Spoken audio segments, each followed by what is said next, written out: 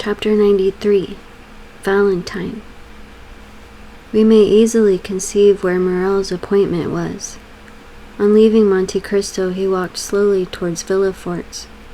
We say slowly, for Morel had more than half an hour to spare to go 500 steps. But he hastened to take leave of Monte Cristo, because he wished to be alone with his thoughts.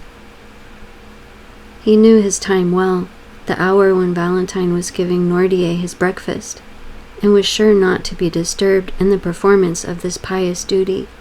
Nordier and Valentine had given him leave to go twice a week, and he was now availing himself of that permission.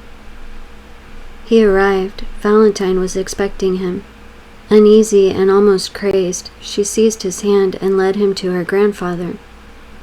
This uneasiness, amounting almost to frenzy, arose from the report Morcerf's adventure had made in the world, for the affair at the opera was generally known. No one at Villafort's doubted that a duel would ensue from it. Valentine, with her woman's instinct, guessed that Morel would be Monte Cristo's second, and from the young man's well-known courage and his great affection for the Count, she feared that he would not content himself with the passive part assigned to him. We may easily understand how eagerly the particulars were asked for, given and received, and Morel could read an indescribable joy in the eyes of his beloved, when she knew that the termination of this affair was as happy as it was unexpected. "Now," said Valentine, motioning to Morel to sit down near her grandfather, while she took her seat on his footstool. "Now let us talk about our own affairs. You know, Maximilian, Grandpapa once thought of leaving this house and taking an apartment away from M. de Villafort's." "Yes," said Maximilian, "I recollect the project, of which I highly approved." "Well," said Valentine, "you may approve again, for Grandpapa is again thinking of it." "Bravo," said Maximilian. "And do you know," said Valentine, "what reason Grandpapa gives for leaving this house?" Nordier looked at Valentine to impose silence, but she did not notice him. Her looks, her eyes, her smile were all for Morel. "Oh, whatever may be M. Nordier's reason," answered Morel, "I can readily believe it to be a good one." "An excellent one," said Valentine. "He pretends the air of the Faubourg Saint-Honor is not good for me." "Indeed?" said Morel. "In that M. Nordier may be right. You have not seemed to be well for the last fortnight." "Not very," said Valentine, "and Grandpapa has become my physician, and I have the greatest confidence in him because he knows everything." "Do you then really suffer?" asked Morel quickly. "Oh, it must not be called suffering. I feel a general uneasiness, that is all. I have lost my appetite, and my stomach feels as if it were struggling to get accustomed to something." Nordier did not lose a word of what Valentine said. "And what treatment do you adopt for this singular complaint?" "A very simple one," said Valentine. "I swallow every morning a spoonful of the mixture prepared for my grandfather. When I say 1 spoonful, I began by 1, now I take 4. Grandpapa says it is a panacea." Valentine smiled, but it was evident that she suffered. Maximilian, in his devotedness, gazed silently at her. She was very beautiful, but her usual pallor had increased. Her eyes were more brilliant than ever, and her hands, which were generally white like mother of pearl, now more resembled wax, to which time was adding a yellowish hue. From Valentine the young man looked towards Nordier. The latter watched with strange and deep interest the young girl, absorbed by her affection, and he also, like Morel, followed those traces of inward suffering which was so little perceptible to a common observer that they escaped the notice of everyone but the grandfather and the lover. "But," said Morel, "I thought this mixture, of which you now take 4 spoonfuls, was prepared for M. Nordier." "I know it is very bitter," said Valentine, "so bitter that all I drink afterwards appears to have the same taste." Nordier looked inquiringly at his granddaughter. "Yes, Grandpapa," said Valentine, "it is so. Just now before I came down to you, I drank a glass of sugared water, I left half because it seemed so bitter." Nordier turned pale and made a sign that he wished to speak. Valentine rose to fetch the dictionary. Nordier watched her with evident anguish. In fact, the blood was rushing to the young girl's head already. Her cheeks were becoming red. "Oh," cried she, without losing any of her cheerfulness, "this is singular. I can't see. Did the sun shine in my eyes?" And she leaned against the window. "The sun is not shining," said Morel, more alarmed by Nordier's expression than by Valentine's indisposition. He ran towards her. The young girl smiled. "Cheer up," said she to Nordier. "Do not be alarmed, Maximilian. It is nothing, and has already passed away. But listen, do I not hear a carriage in the courtyard?" She opened Nordier's door, ran to a window in the passage, and returned hastily. "Yes," said she, "it is Madame Danglars and her daughter, who have come to call on us. Goodbye, I must run away, for they would send here for me, or rather, farewell till I see you again. Stay with Grandpapa, Maximilian. I promise you not to persuade them to stay." Morel watched her as she left the room. He heard her ascend the little staircase which led both to Madame de Villefort's apartments and to hers. As soon as she was gone, Nordier made a sign to Morel to take the dictionary. Morel obeyed. Guided by Valentine, he had learned how to understand the old man quickly. Accustomed, however, as he was to the work, he had to repeat most of the letters of the alphabet, and to find every word in the dictionary, so that it was 10 minutes before the thought of the old man was translated by these words. "Fetch the glass of water and the decanter from Valentine's room." Morel rang immediately for the servant who had taken Barrois's situation, and in Nordier's name gave that order. The servant soon returned. The decanter and the glass were completely empty. Nordier made a sign that he wished to speak. "Why are the glass and decanter empty?" asked he. Valentine said she only drank half the glassful. The translation of this new question occupied another 5 minutes. "I do not know," said the servant, "but the housemaid is in Mademoiselle Valentine's room. Perhaps she has emptied them." "Ask her," said Morel, translating Nordier's thought this time by his look.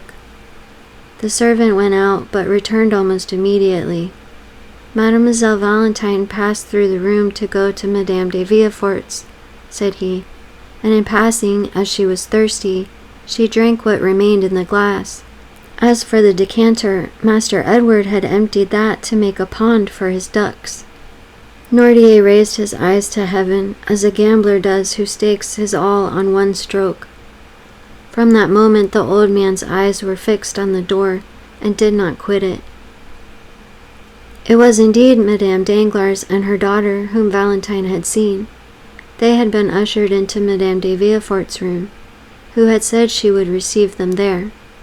That is why Valentine passed through her room, which was on a level with Valentine's, and only separated from it by Edward's. The two ladies entered the drawing-room with that sort of official stiffness which preludes a formal communication. Among worldly people, manner is contagious. Madame de Villefort received them with equal solemnity. Valentine entered at this moment, and the formalities were resumed. "My dear friend," said the Baroness, while the two young people were shaking hands, "I and Eugenie are come to be the first to announce to you the approaching marriage of my daughter with Prince Cavalcanti." Danglars kept up the title of Prince. The popular banker found that it answered better than Count. "Allow me to present you my sincere congratulations," replied Madame de Villefort. "Prince Cavalcanti appears to be a young man of rare qualities." "Listen," said the Baroness, smiling. "Speaking to you as a friend, I can say that the prince does not yet appear all he will be. He has about him a little of that foreign manner by which French persons recognize at first sight the Italian or German nobleman. Besides, he gives evidence of great kindness of disposition, much keenness of wit, and as to suitability, M. Danglars assures me that his fortune is majestic. That is his word. And then, said Eugenie, while turning over the leaves of Madame de Villefort's album, add that you have taken a great fancy to the young man. And, said Madame de Villefort, I need not ask you if you share that fancy. I? Replied Eugenie with her usual candor. Oh, not the least in the world, madame. My wish was not to confine myself to domestic cares, or the caprices of any man, but to be an artist, and consequently free in heart, in person, and in thought. Eugenie pronounced these words with so firm a tone that the color mounted to Valentine's cheeks. The timid girl could not understand that vigorous nature which appeared to have none of the timidities of woman. At any rate, said she, since I am to be married whether I will or not, I ought to be thankful to Providence for having released me from my engagement with M. Albert de Morcerf, or I should this day have been the wife of a dishonored man. It is true, said the Baroness, with that strange simplicity sometimes met with among fashionable ladies, and of which plebeian intercourse can never entirely deprive them. It is very true that had not the Morcerfs hesitated, my daughter would have married Monsieur Albert. The General depended much on it. He even came to force M. Danglars. We have had a narrow escape. But, said Valentine timidly, does all the father's shame revert upon the son? Monsieur Albert appears to me quite innocent of the treason charged against the General. Excuse me, said the implacable young girl. Monsieur Albert claims and well deserves his share. It appears that after having challenged M. de Monte Cristo at the opera yesterday, he apologized on the ground today. Impossible, said Madame de Villefort. Ah, my dear friend, said Madame Danglars, with the same simplicity we noticed before. It is a fact. I heard it from M. Debray, who was present at the explanation. Valentine also knew the truth, but she did not answer. A single word had reminded her that Morrel was expecting her in M. Nordier's room. Deeply engaged with a sort of inward contemplation, Valentine had ceased for a moment to join in the conversation. She would indeed have found it impossible to repeat what had been said in the last few minutes, when suddenly Madame Danglars' hand, pressed on her arm, aroused her from her lethargy. What is it? Said she, starting at Madame Danglars' touch as she would have done from an electric shock. It is, my dear Valentine, said the Baroness, that you are doubtless suffering. I? Said the young girl, passing her hand across her burning forehead. Yes, look at yourself in that glass. You have turned pale and then red successively 3 or 4 times in 1 minute. Indeed, cried Eugenie, you are very pale. Oh, do not be alarmed. I have been so for many days. Artless as she was, the young girl knew that this was an opportunity to leave, and besides, Madame de Villefort came to her assistance. Retire, Valentine, said she. You are really suffering, and these ladies will excuse you. Drink a glass of pure water. It will restore you. Valentine kissed Eugenie, bowed to Madame Danglars, who had already risen to take her leave, and went out. That poor child, said Madame de Villefort when Valentine was gone. She makes me very uneasy, and I should not be astonished if she had some serious illness. Meanwhile, Valentine, in a sort of excitement which she could not quite understand, had crossed Edward's room without noticing some trick of the child, and through her own had reached the little staircase. She was within 3 steps of the bottom. She had already heard Morrel's voice, when suddenly a cloud passed over her eyes. Her stiffened foot missed the step. Her hands had no power to hold the baluster, and falling against the wall she lost her balance wholly and toppled to the floor. Morrel bounded to the door, opened it, and found Valentine stretched out at the bottom of the stairs. Quick as a flash, he raised her in his arms and placed her in a chair. Valentine opened her eyes. "Oh, what a clumsy thing I am," she said with feverish volubility. "I don't know my way. I forgot there were 3 more steps before the landing." "You have hurt yourself, perhaps," said Morrel. "What can I do for you, Valentine?" Valentine looked around her. She saw the deepest terror depicted in Nordier's eyes. "Don't worry, dear Grandpapa," said she, endeavoring to smile. "It is nothing. It is nothing. I was giddy, that is all." "Another attack of giddiness," said Morel, clasping his hands. "Oh, attend to it, Valentine, I entreat you." "But no," said Valentine. "No, I tell you it is all past, and it was nothing. Now, let me tell you some news. Eugenie is to be married in a week, and in 3 days there is to be a grand feast, a betrothal festival. We are all invited, my father, Madame de Villefort, and I. At least, I understood it so. When will it be our turn to think of these things? Oh, Valentine, you have so much influence over your grandpapa. Try to make him answer, soon." "And do you," said Valentine, "depend on me to stimulate the tardiness and arouse the memory of Grandpapa?" "Yes," cried Morel. "Make haste. So long as you are not mine, Valentine, I shall always think I may lose you."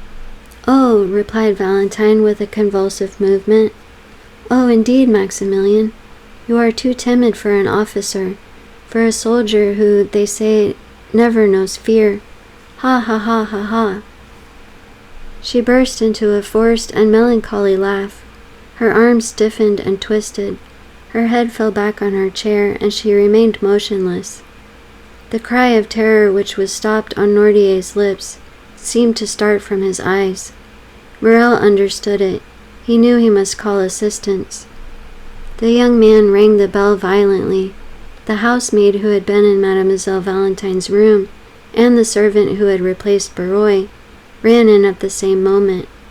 Valentine was so pale, so cold, so inanimate, that without listening to what was said to them, they were seized with the fear which pervaded that house, and they flew into the passage crying for help.